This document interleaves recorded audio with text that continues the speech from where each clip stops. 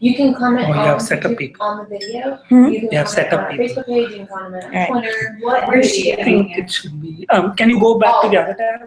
Okay. So we're Like monitoring she's- all sites. She's just typing. This one, go to. She will be answering. You guys will be just typing.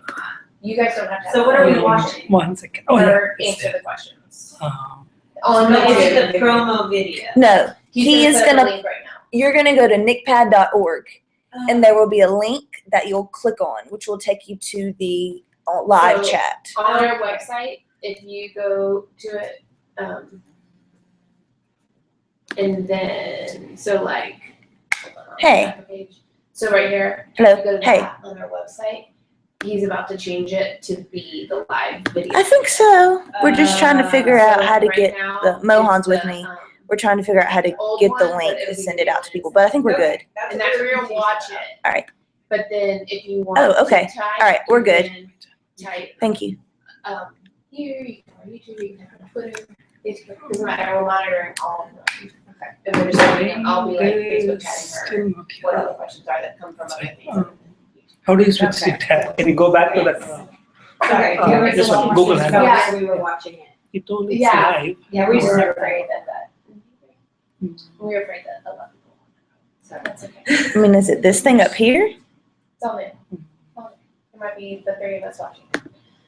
It's great. Yeah. It'd be great. Yeah. Yeah. I don't know how you invite people to hang out. No, maybe not. That would not be nice. It would be very mean. Make you feel as uncomfortable as possible. Who do you think you are setting up your Oh own gosh, YouTube channel? it's trying to. Google Hangout. Whatever. It wasn't my idea. It was fine. Not this. We need to get rid of it. We need to go back to your. Oh gosh, sorry. These are all different apps. Yeah. Do you want to go back to, if you swipe up with 4 fingers, it'll take you Yeah, we're still on the right one. We just need to. Oh yeah. there. Okay. Screen share. What is- capture. I mean, what about this? Setting. Okay.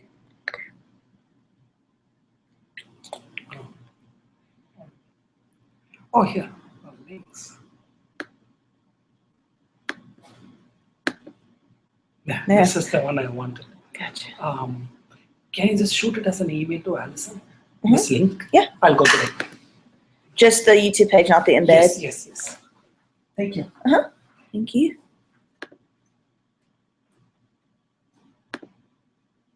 Oh, Dios mío.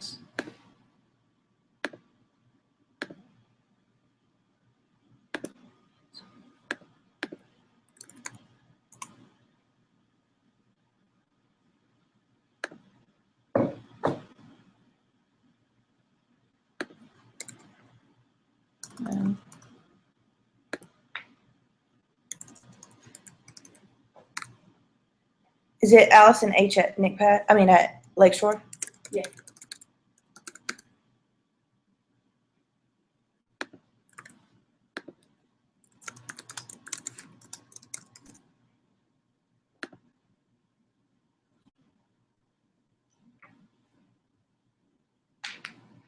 And I feel like we should send this link out through Twitter, Facebook, Yes. everything. Yes.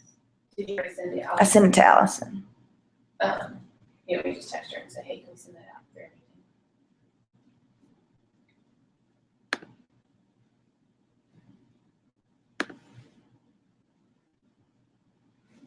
I'm gonna mute myself.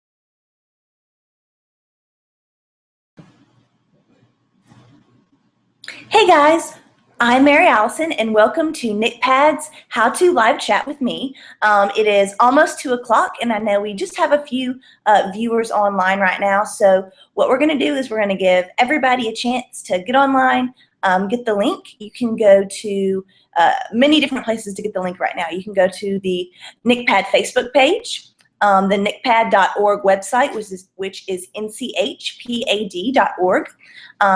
And I think we're also going to be tweeting it out pretty soon. So the link to the YouTube live chat that we're about to begin will be there. You can go click on it and we'll get to chatting. So sit tight, maybe grab a drink and get ready for our live chat with me, Mary Allison. See you in a few.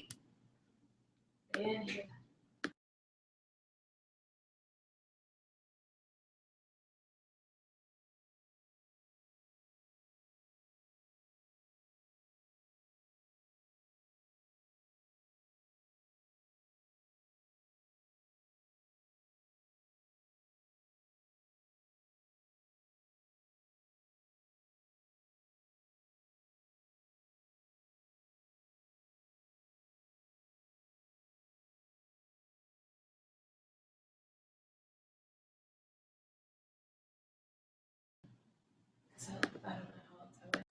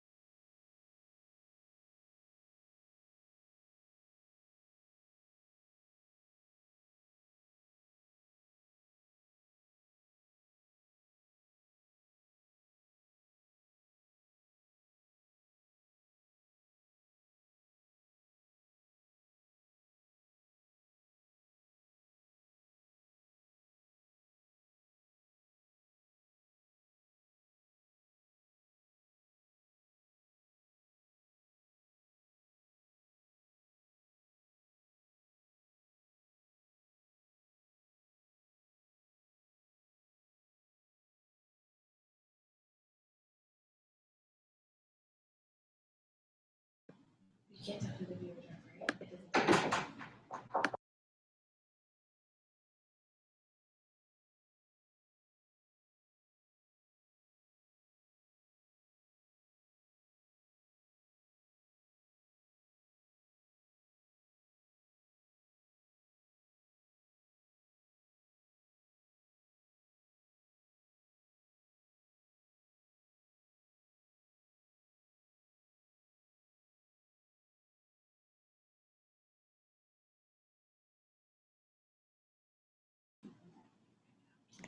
Hey guys, Mary Allison here. I know you probably are thinking you can't hear anything going on. That's because we have been on mute for the past few minutes.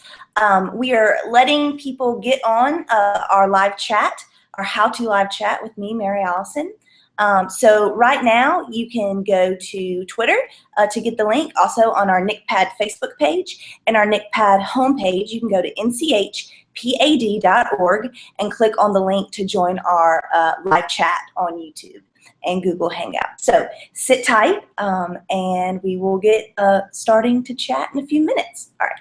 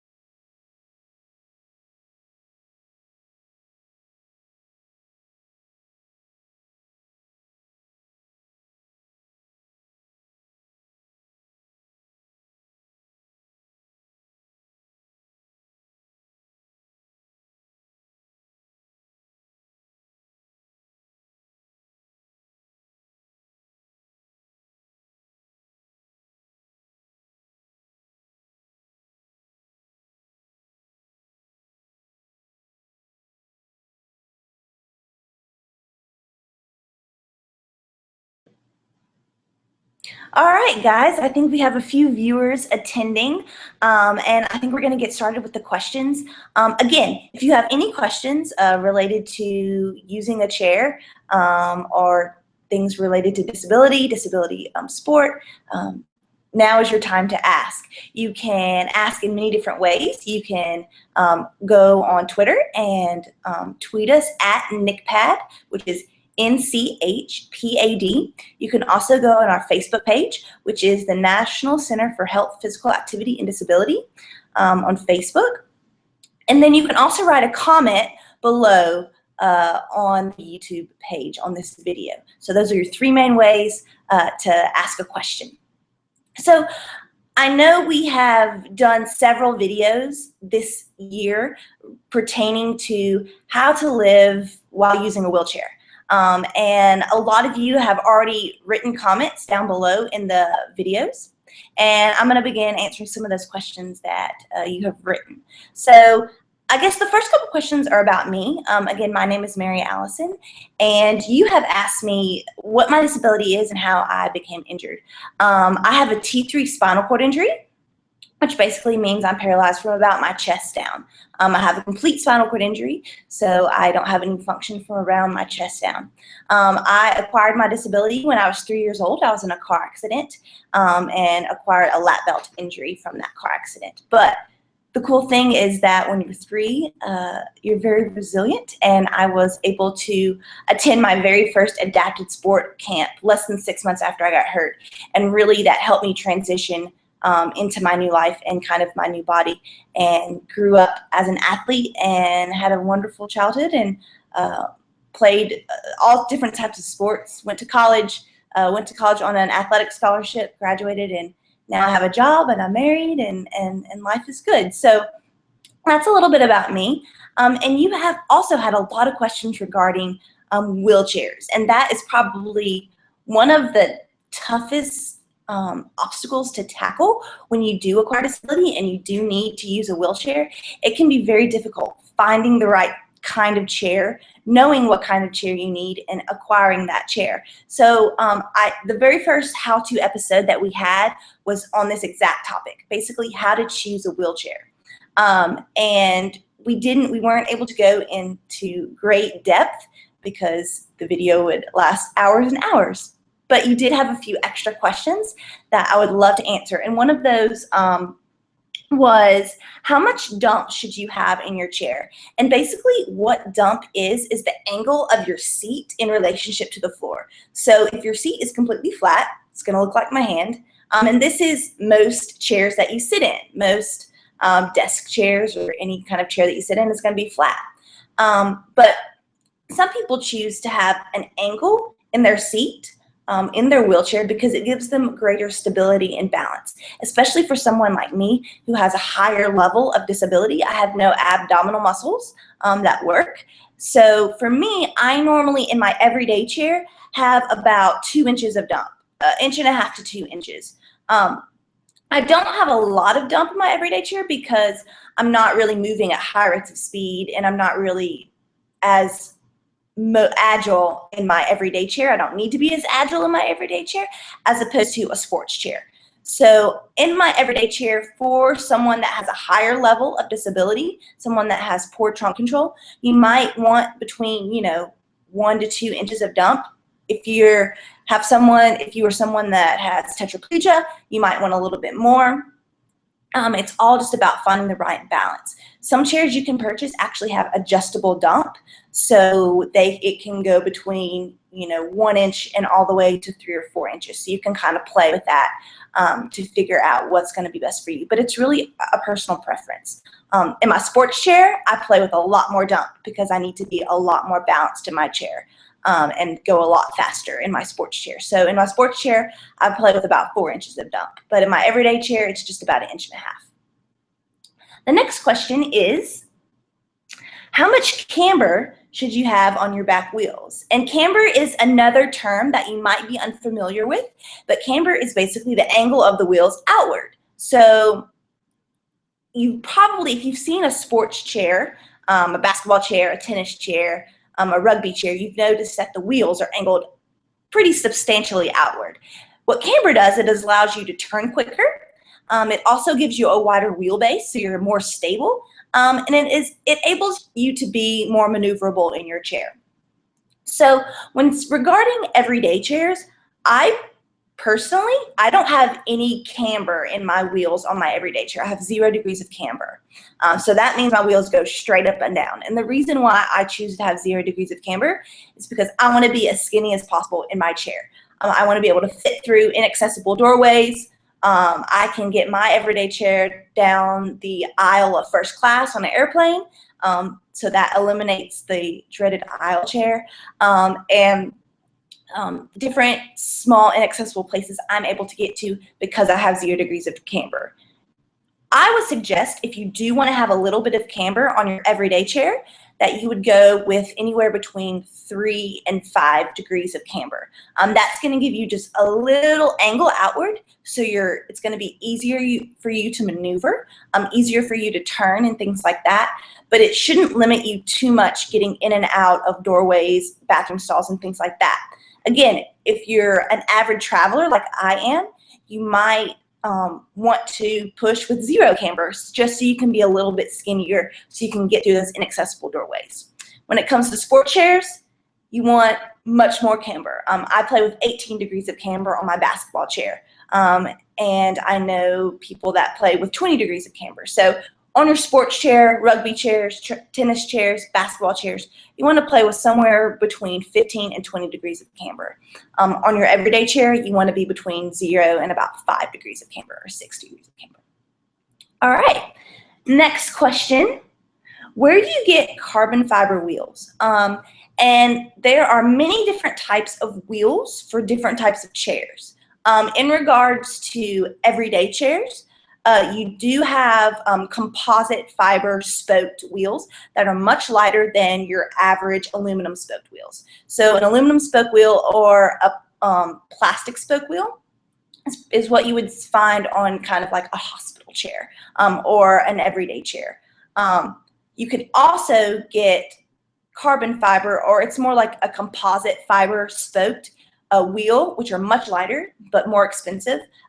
2 examples of brands for those wheels are Spinergy, which is probably the most popular brand of wheelchair, of people that use wheelchairs that I know. And then there's another brand that I think it's out of Italy called Topolino. Those are 2 good brands of wheels that are much more lightweight. But again, they're going to cost more. How you find these wheels? There are several different websites online that you can go to that sell all different brands of lightweight wheels, anywhere from Spin Life to Sport Aid. And then you can also, every wheelchair manufacturer, when you're buying a wheelchair, whether you're buying one from Quickie or Top End or Eagle Sports Chairs, they can all give you or allow you to purchase, not give you, but allow you to purchase these specialized Spinergy or Topolino wheels. Again, they're going to come at a higher cost. If you're trying to get insurance to pay for them, good luck, because it's a struggle, it's a challenge.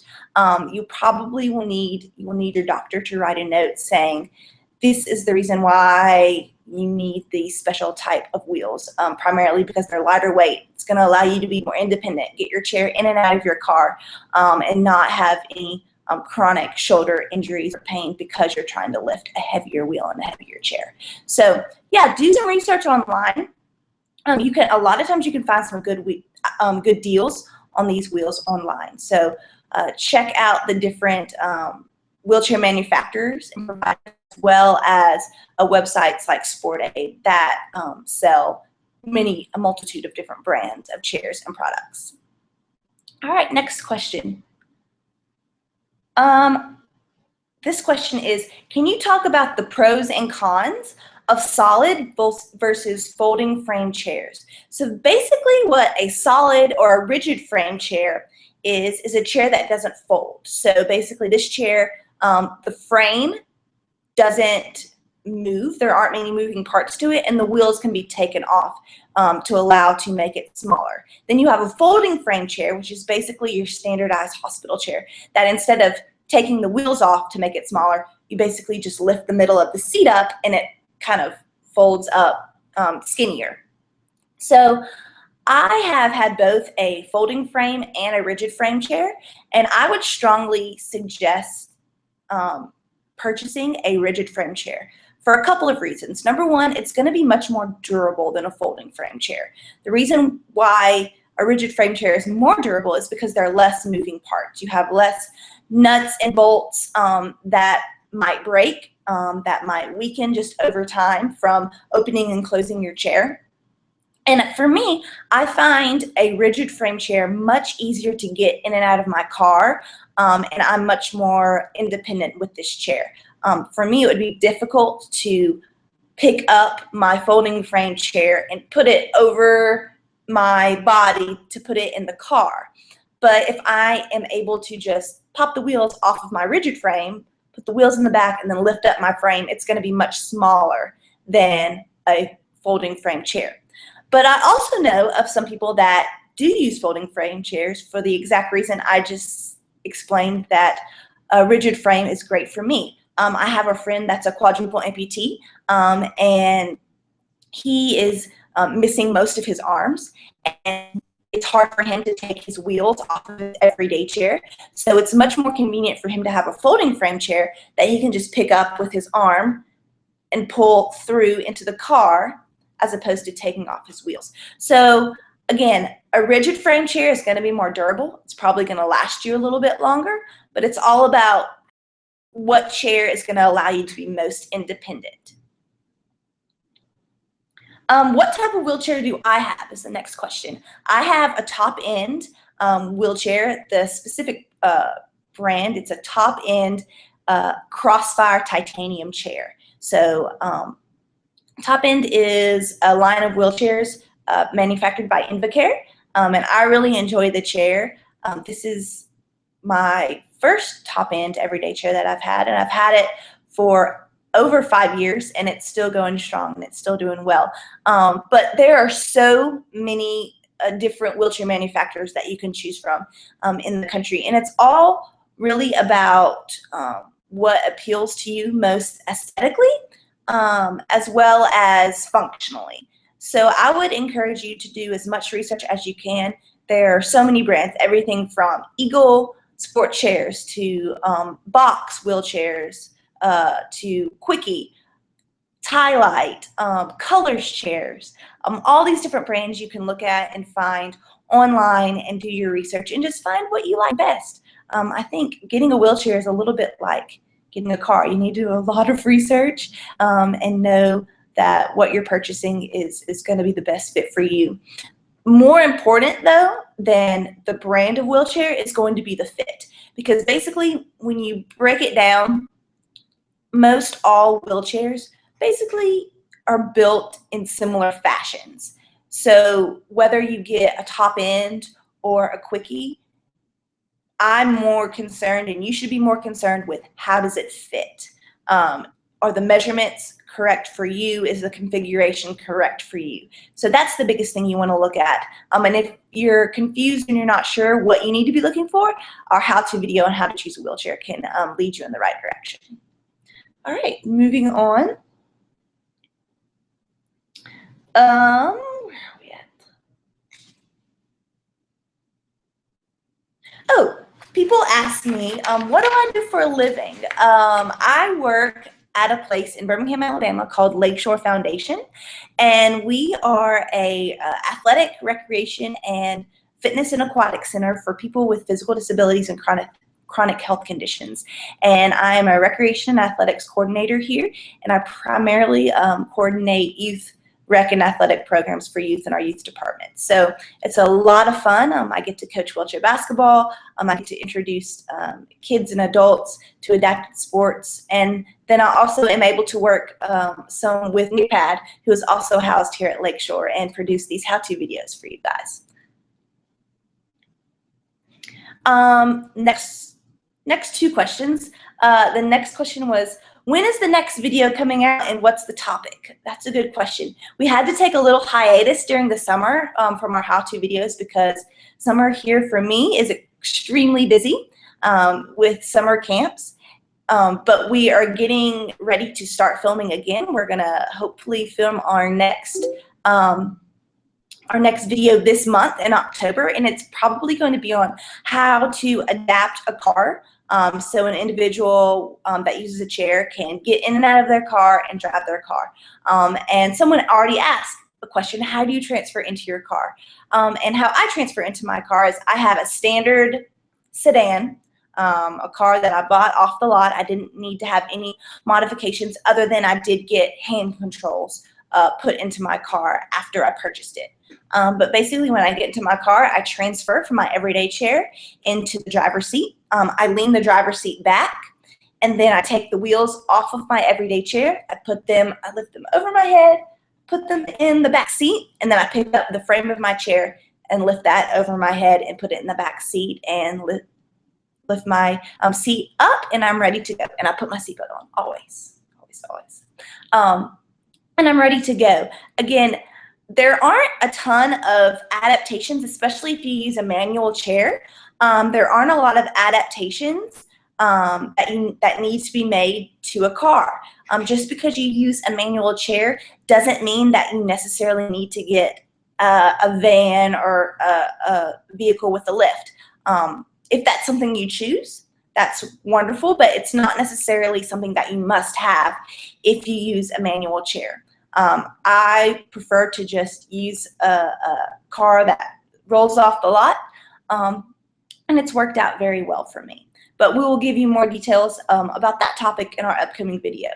And don't forget, you guys, please, if you have any questions, if you're watching and you are wondering, oh, I wonder how she does that, please send your questions in. We have people here that are ready to send me those questions so I can answer them for you.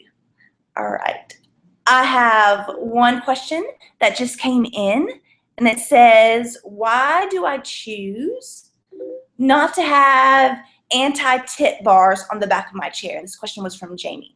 When I was a kid, I did have anti-tip bars on my chair. My mother mandated it because I was getting used to the chair, and it's something that when you become new to a chair, I would suggest that you do begin with anti-tip bars on the back of your chair, just for safety reasons, because it takes a little while to get used to the chair, and sometimes you might think that you're balanced and stable in your chair, and then you lean back too far, or you have a spasm and you can flip over backwards. So anti-tip bars are great for those that are brand new to using chairs.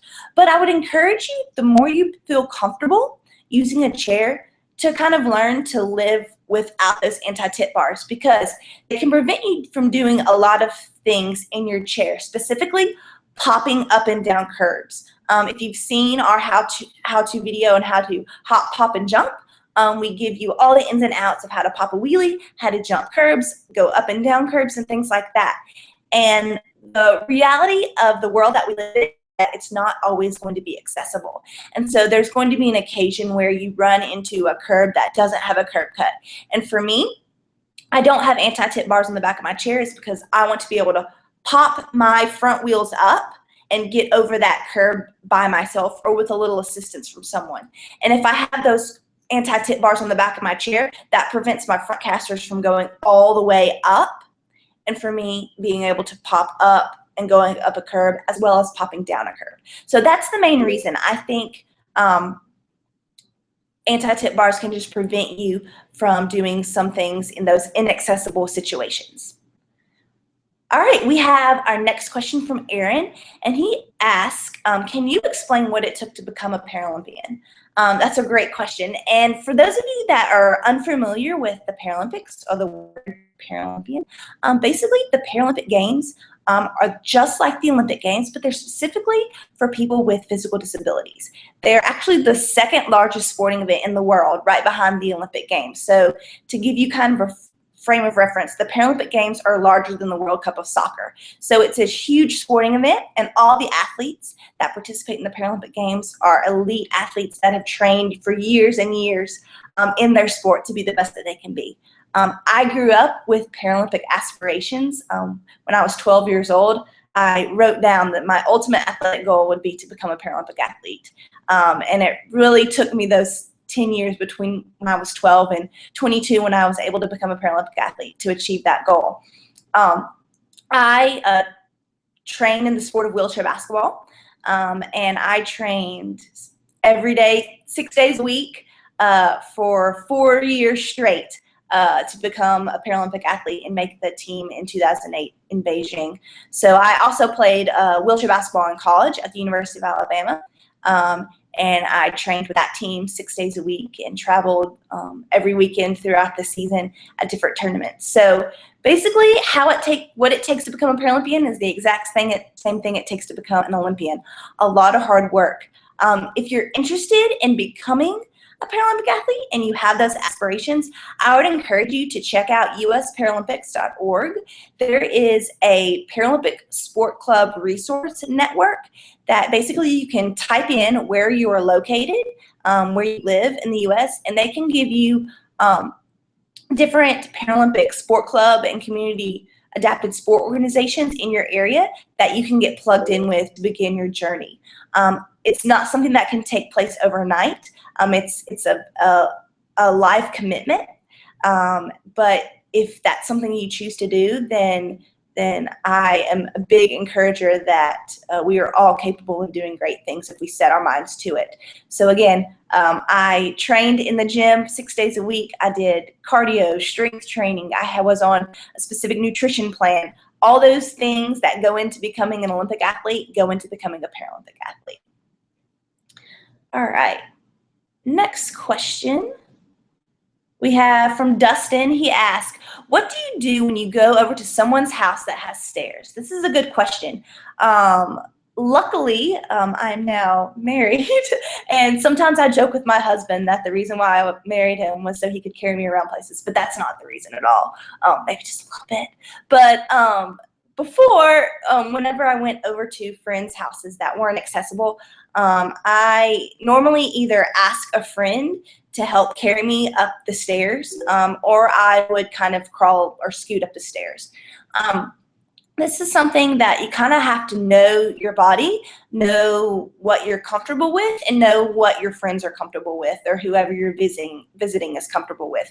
I'm lucky that I'm pretty light and have a very small frame, and so it's not a huge burden on folks that I knew to be able to carry me upstairs. But if that is an issue for you, you might need to look at hosting maybe the party at your house, or getting some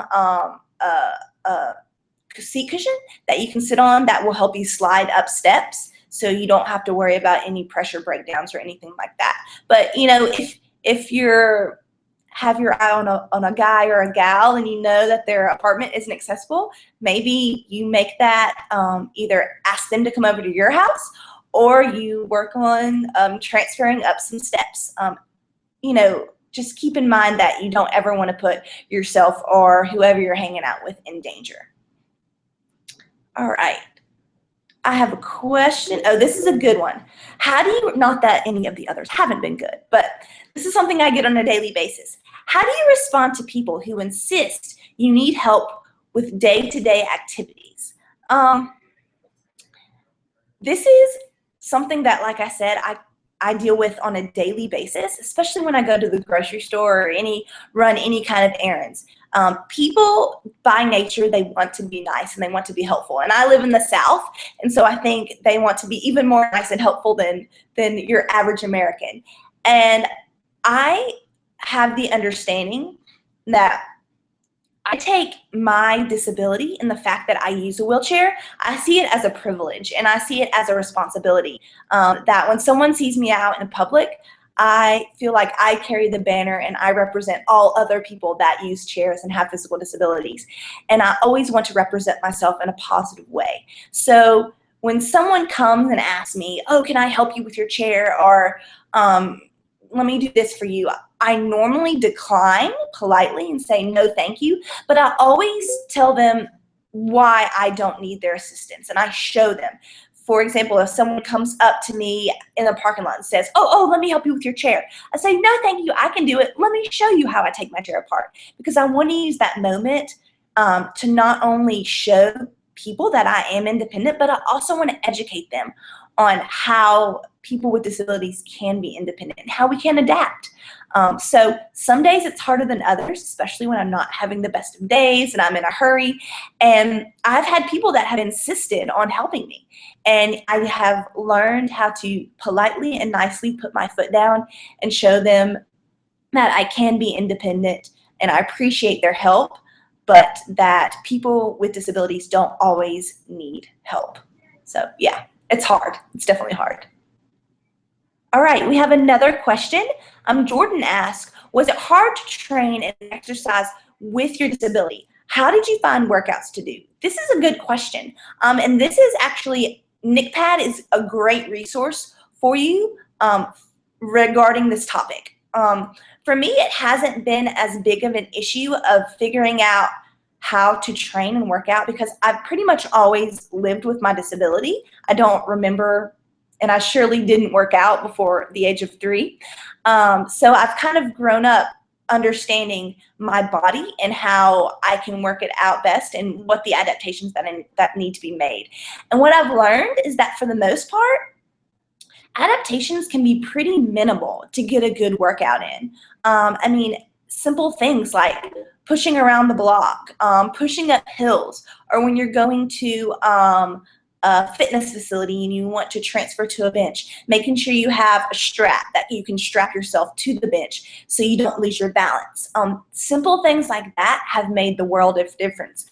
I learned, back to the strap topics, because I don't have abdominal muscles, sometimes it can be hard for me to lift heavy weights, not because my arms aren't strong enough, but because if they're in an awkward position, I can't get them from maybe the floor to my lap to begin my bicep curl. So if I'll get someone to set the heavier weights on a chair or on a platform that's level with my lap or with my chest, then it's much easier for me to begin a workout with a heavier weight than trying to awkwardly pick up a weight all the way from the floor and risk falling out of my chair. Simple things like putting a strap around my chest. As far as finding workouts, we have a great resource for you at NCHPAD.org. We have our Champions RX program, which basically every day we post a workout free of charge for anyone to come and look and use that workout throughout the day. And the great thing about these workouts is they're adapted for different ability levels. So we have a workout that's specifically for people that can use all 4 limbs, maybe people that only have a limitation in 2 limbs, and maybe people that have limitations in all 4 limbs. So I would encourage you to check out NCHPAD.org, that's NCHPAD.org, and click on the right, I believe it's on the right-hand side of the homepage. It says Champions RX. And when you click there, every day you can go and you will receive a workout. Totally free, totally adapted, so there's no excuse. You should do it. You should check it out. All right, next question. Ryan asks, what is the best piece of advice you can give to somebody who is new to their injury or disability? This is a good question, and this is kind of a hard one to answer because when you acquire a disability, number one is no manual that you can receive that maps out the rest of your life for you. There's a lot of trial and error that takes place that you have to figure out. How are you going to navigate your new life? And it doesn't have to be that new and scary. There are just going to be some things that change a little bit, some things that are adapted a little bit. And what I would say to you is that there's no really timetable to where in 6 months you need to be okay with having a disability. No one's needs to or should give you a timetable as to when you need to be able to feel confident and comfortable in your body and accept your disability. I have known some people that it's taken them 2 weeks and others it's taken them 20 years. But the most important thing is finding community, finding some people that have been through the same thing that you're going through. Again, NCHPAD can be a great resource for that.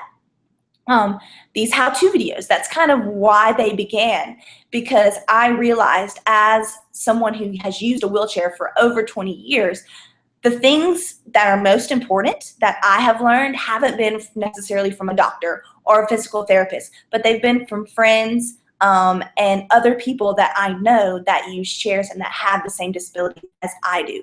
So if you can find a community of people that have your similar disability, so you can share ideas and be creative in your ideas.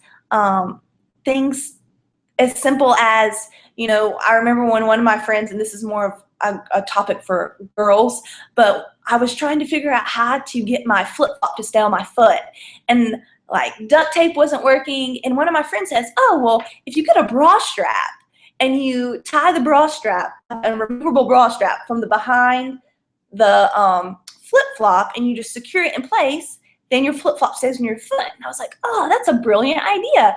So simple things like that that you might have taken for granted before you acquired your disability, it's going to be creativity like that that really helps you be independent and noble. I hope that answered your question. Next question. Oh, this is a good one. I don't know if I'm going to be able to answer it too well, but what is the best place you have been to for vacation that was accessible? I am pretty new at my work, so I haven't actually been able to take a lot of vacation in my life, and most of the vacations have involved some sort of athletic event. So, but a couple of good resources, if you are kind of an outdoorsy person, and you want to maybe go to a different state or national park, I know they're very good at, if you go to the different national park websites or state park websites, they can tell you a lot about their accessibility, accessible trails, things like that. There are different resources, travel resources that you can look up specific for people with disabilities.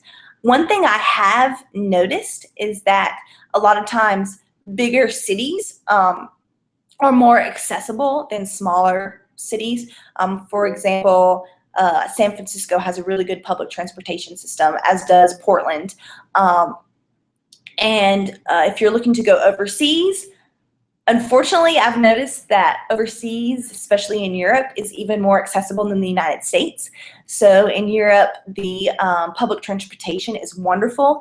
In London, if you are interested in going to London, all of their cabs are accessible. And it's not even an afterthought. Every cab is accessible, and when they pull up, they will just pull a ramp out and you can go right into the cab. You don't have to ask for a special cab or wait an hour or two for a special cab. So if you're looking to go overseas to Europe, England is wonderful, as is the Netherlands, Switzerland. Kind of all of your European countries are very accessible and wheelchair friendly.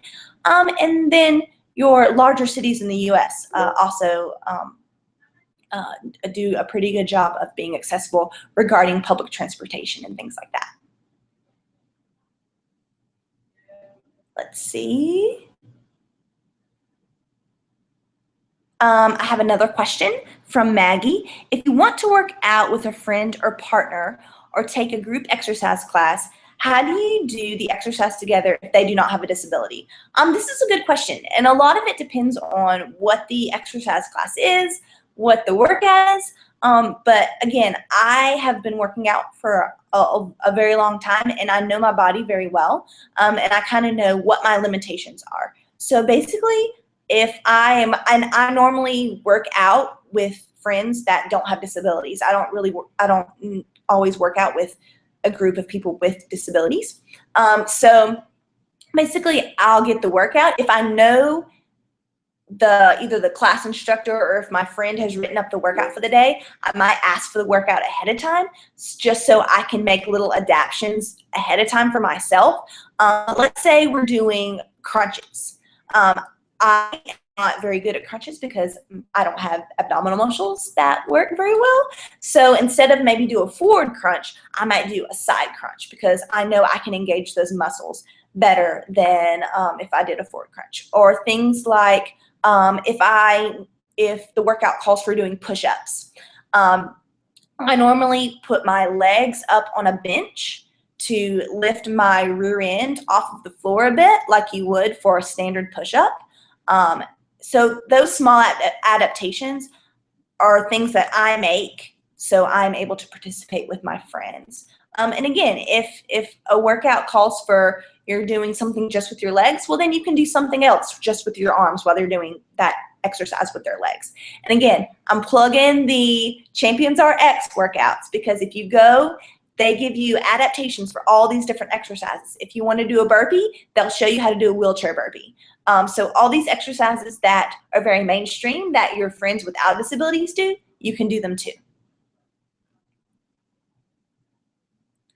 Shelly asked, do I still play basketball or any other sports? I don't play any sports currently competitively.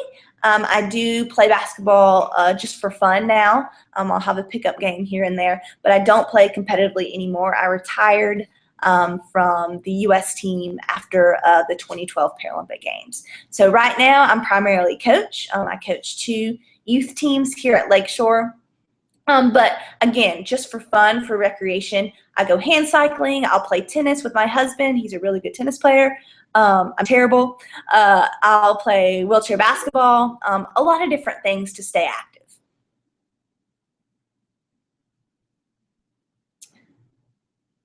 All right, here's the next question. What do you do if you don't live near accessible facilities or have those type of resources? Again, this is something that I understand is common for a lot of people with disabilities. You might live in a rural area. Hey, I grew up in Arkansas. I understand rural. And when I grew up, I was the only person in a like 200-mile radius with a physical disability. So I understand that it can be difficult. There are a lot of things that you can do at home to stay active. Again, if you live in a neighborhood with sidewalks, you can go on a walk, just pushing around your neighborhood. If you want to work out at home, you can do things as simple as getting a gallon milk jug full of milk and doing bicep curls with your milk. Just make sure you put it back in the refrigerator when you're done. Simple things like that you can do to stay active and to get a good workout. We are working hard at NCHPAD to give you activities that you can do at home so you can stay active at home. But I would really encourage you to, even though you might not have accessible facilities near you, and I understand that everyone's situation is different and everyone has different types of disabilities that might affect you in different ways, but try not to be scared to go to a facility that is not necessarily accessible, because a lot of times you might find that, again, there aren't a ton of adaptations that need to be made for you to use a machine or equipment or things like that. Things like TheraBands and medicine balls are great that anyone can use. You can use them at home or at the gym, and you can get a really good workout in. So I would just encourage you to think about alternative forms of exercise. So med ball workouts, dumbbell workouts, getting out of your chair, just working on your transferring out of your chair from the floor up to your chair. If you're not accustomed to doing that, just working on getting from your floor to the chair is going to be a workout to start with. So I just would encourage you to be physically active any way you can. That could be throwing a baseball in the backyard or a frisbee to, doing bicep curls with a gallon of milk. Just put it back in the fridge. Don't forget that. All right, next question.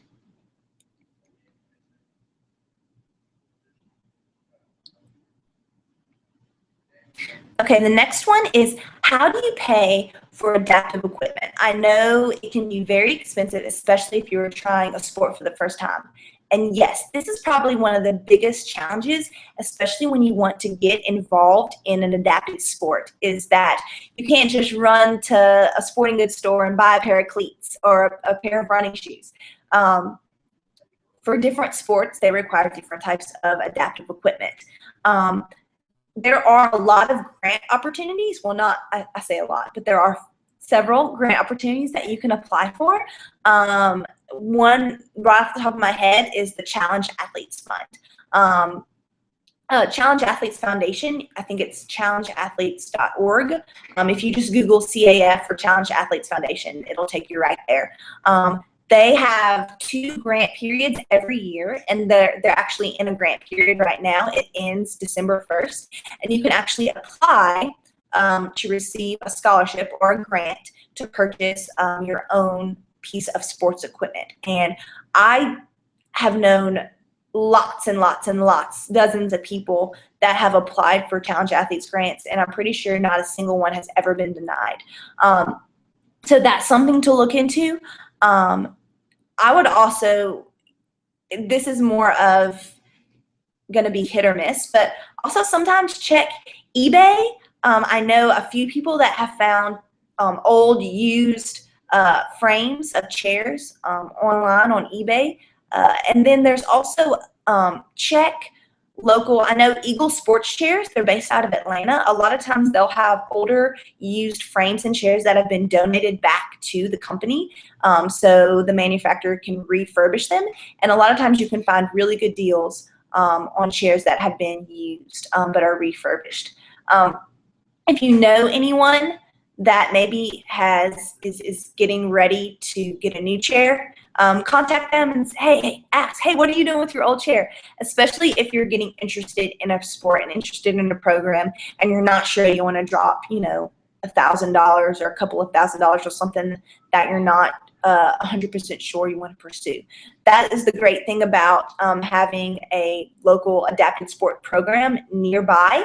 If you can maybe go to a weekend event, even if it's, a 4-hour drive away, just so you can try a sport to see if you like it before you want to pursue it as an individual, that is another great option. But check out Challenge Athletes Foundation. Like I said, the deadline for application is December 1st, and they are really good about funding different people to purchase sports equipment. And that can be anything from prosthetic limbs to chairs, all of the above. All right, next question is from Sally. How do you travel on an airplane with your wheelchair? This is a good question, and this is probably one of the hardest things or most challenging things that you might face as someone with a physical disability and someone that uses a chair. I've kind of perfected the art of traveling because I've done it so much. I've traveled around the world many, many times. But there's art to it. So it all kind of begins with packing. I have normally found that duffel bags are a little bit easier to maneuver or to get around as opposed to a rolling bag if I just have one bag. Now, if I have multiple bags, normally I'll have one rolling bag and then I'll put duffel bag on top, and I'll actually push the rolling bag forward instead of pulling it behind me. But whenever I get on the plane, it depends on where I'm sitting, what kind of plane it is, what airline. Southwest Airline is amazing. Number one, because they don't have assigned seats, so they will let you board first if you have a disability. So normally I don't have to use the dreaded aisle chair, the dreaded aisle chair, if I'm flying Southwest, because they let me just roll right onto the plane, and it's wide enough to where I don't need an aisle chair, and I can just transfer from my chair to that first seat. Now, if I'm flying on another airline that has assigned seating, sometimes they will bump me up to the bulkhead, which is the first row of coach, because I normally can't afford to fly first class unless there's some mistake that's been made. And so for some larger airplanes, my chair is just narrow enough to where I can slide through the first class aisle, but most chairs are going to be too wide, so they will ask you to transfer to an aisle chair, which is basically the skinny little chair that has small casters on the bottom that they'll strap you to, and the aisle chair attendant will roll you back to your chair. It's not the most glamorous thing, but I've always tried to have a positive attitude, because if I have a positive attitude, then hopefully the person that is my flight chair attendant will have a positive attitude as well.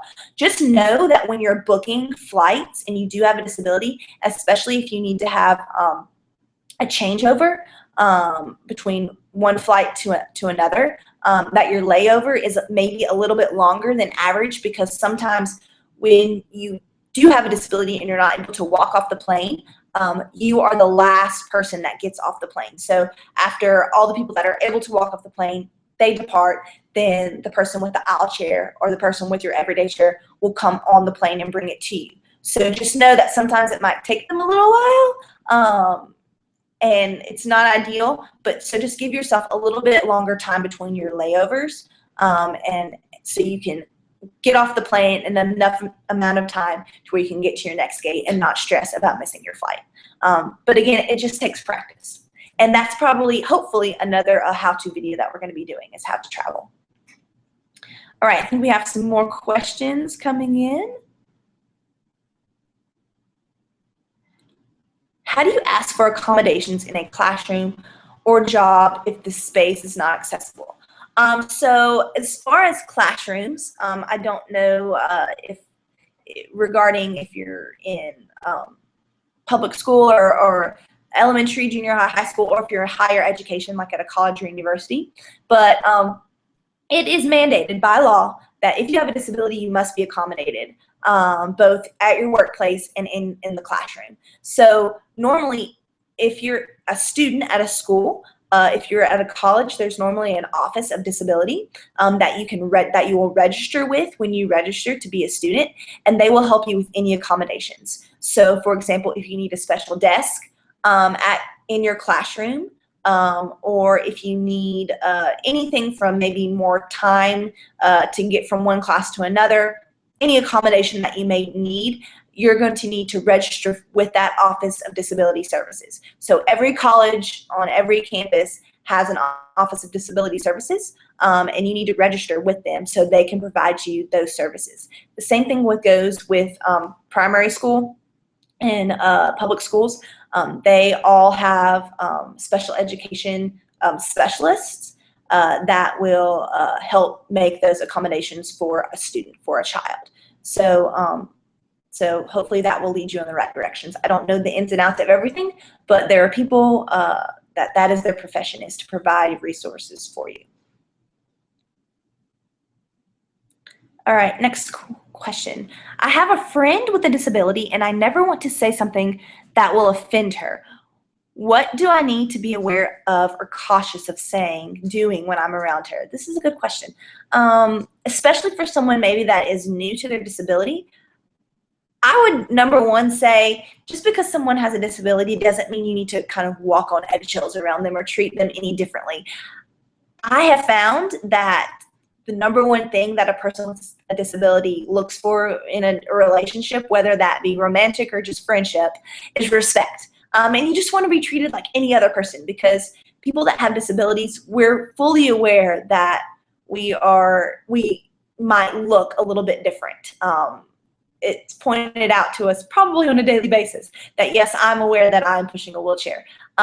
So I would just kind of not be afraid to talk to them like you would talk to anyone else. If you have questions, be more than willing and comfortable to ask. Just make sure you do it in the right manner and in the right setting. When meeting someone for the first time, I wouldn't say, hey, how are you? How'd you get in the wheelchair? That's not the most respectful thing to do. But once you know someone a little bit longer, I think it's more than okay to ask them about their disability, just in the right manner. And then I feel like once you break the ice with that, asking them maybe about their disability or if they need any accommodations or anything, then they're going to be more comfortable talking to you about their disability and their personal life. And then that might lead to them cracking a joke or you cracking a joke about their disability. But I would just always treat the person with respect and just approach the situation with coming from it as the person with a disability.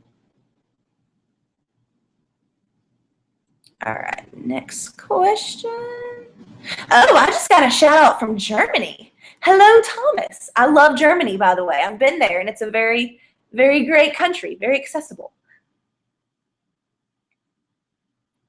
All right, well, it is almost 3 o'clock, so if we have I think we have one more question that someone sent in. And so this is kind of like your 2-minute warning. If you have any last questions to send in, now is the time to send them in. I have one last question, and it was kind of a question of how do you know when you're ready if maybe you have a degenerative disability and you might be walking right now, but you know in the future that you're going to be using a wheelchair. How do you know when you're ready to make that transition from, you know, not using a mobility device to using a wheelchair or whatever mobility device that may be? And I would just encourage you and say that, again, there's no timeline. And enjoy kind of the best of both worlds if you're able to. When the wheelchair is an appropriate mobility device for you to use, I would encourage you to use a chair. But when you don't need to use a chair, you don't have to. I kind of make fun sometimes of people. I have a friend that is an amputee, and sometimes she'll be able to. I'll kind of joke around with her saying, oh, you can wear a pair of pants and no one knows that you have a disability. Or if you want someone to know that you have a disability, you can just wear shorts. And I kind of joke that must be great. And although I joke about it, if you have the ability to use a chair sometimes and not use a chair sometimes, that's great. And so use the opportunity to use a chair positively. Think of it as, oh, man, not that you have to use a chair, but oh, if I use a chair or if I use a hand cycle as opposed to a bicycle, then I am able to go and be active with my niece and nephew or husband or friend or whatever. That hand cycle is allowing you to be active as opposed to, oh, I have to settle for a hand cycle. The same thing goes with a chair. If you want to go to a park and you know that, oh, I don't know if I can walk the entire distance of the park, maybe you can use the wheelchair. And instead of having to use the wheelchair, you can think of it as, I am able to walk the entire distance of the park because I use a wheelchair, as opposed to not using a chair and not feeling like you're able to be mobile and independent. The greatest thing about wheelchairs and any mobility device is that it gives you mobility. It doesn't matter if it's a walker, a cane, a prosthetic limb, a chair, power or manual. The greatest thing that adaptive equipment gives you is the chance to be independent and mobile. So whatever way gets you more independent and mobile, I say use that way. I think we are, maybe one more question. That's it. All right, I'm getting the red light that's it. So I really hope you have enjoyed our live chat. I have enjoyed it. Again, I don't know everything, but I hope that I have given you a little bit of advice that you can take to hopefully help you live as independent and mobile and happy of life as you can. Keep looking for our how-to videos. Like I said, we're filming one this month, and hopefully it will be up in the next month or so.